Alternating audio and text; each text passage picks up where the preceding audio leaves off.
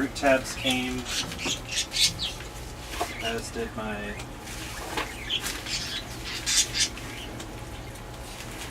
grouping.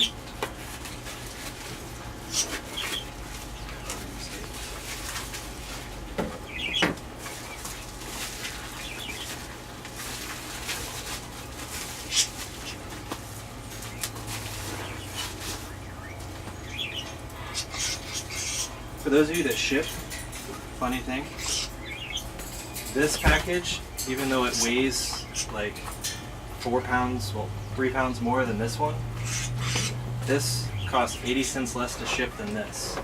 And the funny thing is, this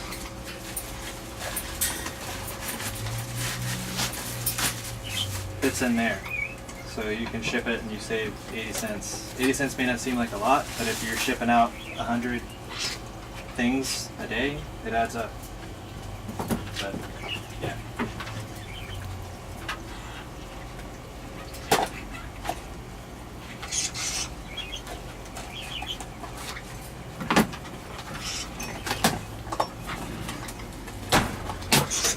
And if you're shipping plants, I'll do a video on it later.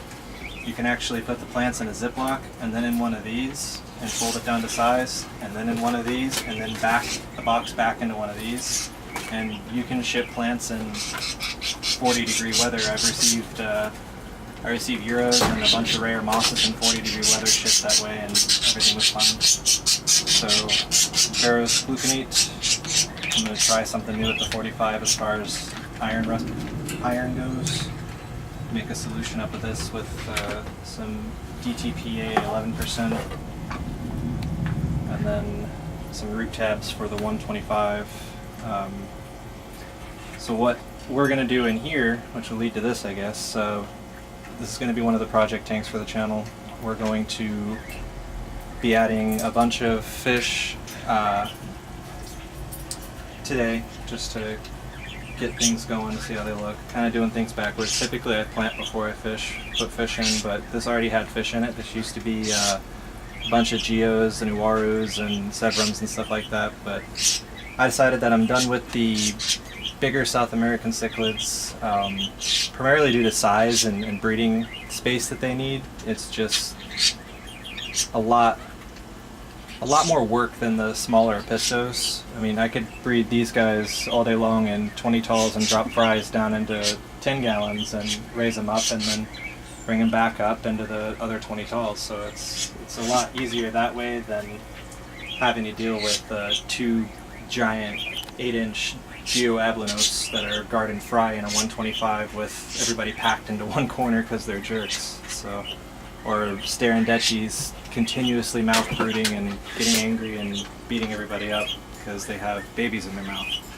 So I'm switching to the more smaller cichlids. I'm going to do in here, we're going to do just mismatch epistos that I don't have pairs for, or whatever happened, they're just kind of going to be in there. This goal of this tank isn't breeding. This is just a display, something for me to have fun with, something for Cassie and I to kind of play with and just do something together. So it's going to be more about, like I said, display, more about looks, aesthetics. So decided we're going to do a huge school of neon tetras, anywhere from like 40 to 80. There's 20 in there now, 20 drip acclimating, so maybe we'll do more. The rainbows are staying just because, I don't know, I like them, they're flashy. Might get a couple more of those just to make their school a little bit bigger, or get rid of them altogether. I haven't decided yet. The angels, just something big and flashy in there. There's loads of pygmy cories in there right now. Those guys have managed to continuously breed even with the bigger fish in here. So those will probably still continue to breed with the smaller fish in here. And then we're going to do a bunch of rams in here as well, just various variations of species of rams. We have German blues we're putting in there today. We'd like to get some of the, golds or powdered blues and other species in there. The dark night ones are awesome. The new line that came out. But as far as plants go, back to these, I get sidetracked. These are root tabs by Nylog. I use all of Nylog's fertilizers. That's all I use. I used to use GLA. I switched probably about 3 years ago. Main reason's customer service. The guy who runs Nylog, Colin, he's an awesome guy. He's always answered questions. I've messaged him at like 11:30 at night. I don't recommend it, so don't do it. Because I was having an issue with a reactor that he manufactured, and he helped me walk me through it and stuff like that, and even shipped me the part that I needed at no cost. So I mean, that kind of got me like 100% hooked on Nylog, probably for the rest of forever. So like I said, I've done a bunch of root tabs before. The ingredients in these, the percentages that they have, looks great. The goal, like I'm doing for this tank, it's an outdoor tank. It's on my porch. I do a lot of the, all the breeding, all the episto breeding takes place outside. I do a lot of like plant tank experiments outside. Like over here I have a bunch of mosses and stuff that I was messing with outside. All this stuff is grown in sunlight, no ferts, no anything, just fill the tank once and top offs. It's just about healthy plants. That's up here is complete experiment. There's a stem of Ludwigia white in there, no CO2, no surface agitation, nothing. And some AR in the back and Monte Carlo in the front and mini P on the rock. But it's just, I don't know, I just like messing around, seeing what the plants do and what they can and can't do. And I love taking the species of plants that people say are extremely hard to do. You got to keep them in highlight and and then throwing them outdoors, and either they do well or they don't. I have a whole little fountain set up with all sorts of stuff in there that's grown year round and have done great. Some of the plants are the plants that people say continuously need CO2, others aren't. But again, I got sidetracked, so that happens a lot. But here's the 125 again. As far as planting this thing, what I want to do, my vision now, I kind of just threw some wood in there. That's going to change because I picked up something cool today. I'll show you that in a minute. What I want to do basically is a bunch of easy, low maintenance plants out here, because again, these grow primarily off of sunlight. I don't run my lights all the time. I only run them pretty much when I am looking at the tank.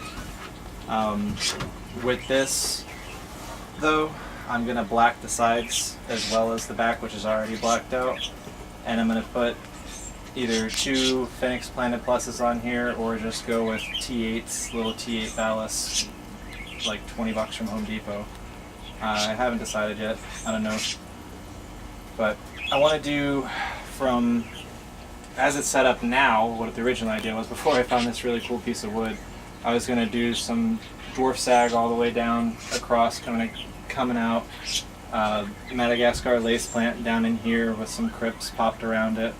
And then this chunk of wood here, you can't really see because I have this light off, but it's got a bunch of big gaps and holes.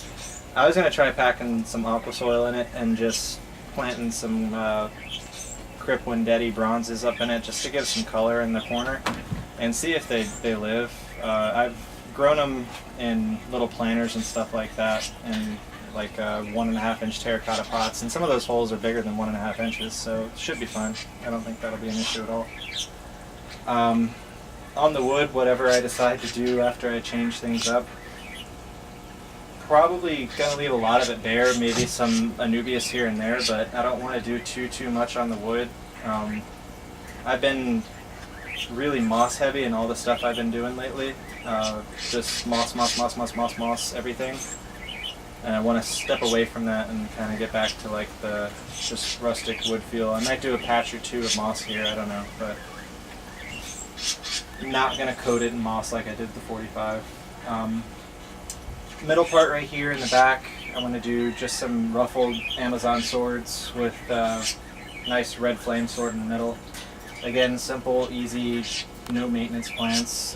Back into here, cryptocorin balancei. I was going to do jungle val, but breaking down the low-tech 39, 29 in the house. That way, you know, just going to put a 40 breeder up in there for more high-tech plants, and then out here, going to move all those plants out here, and there's a bunch of balancei in there. So do the corner here where the filter outlet is, just to kind of give it the flowy blowover look eventually.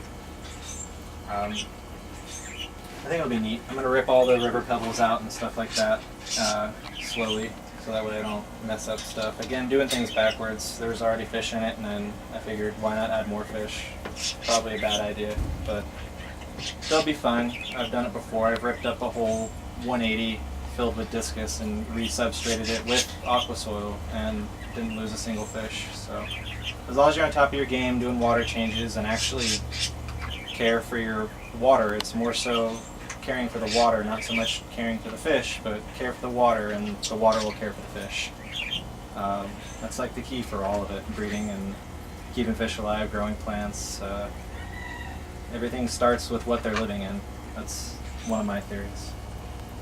But yeah, so I'll go grab the wood and I'll show you what we're going to do with that.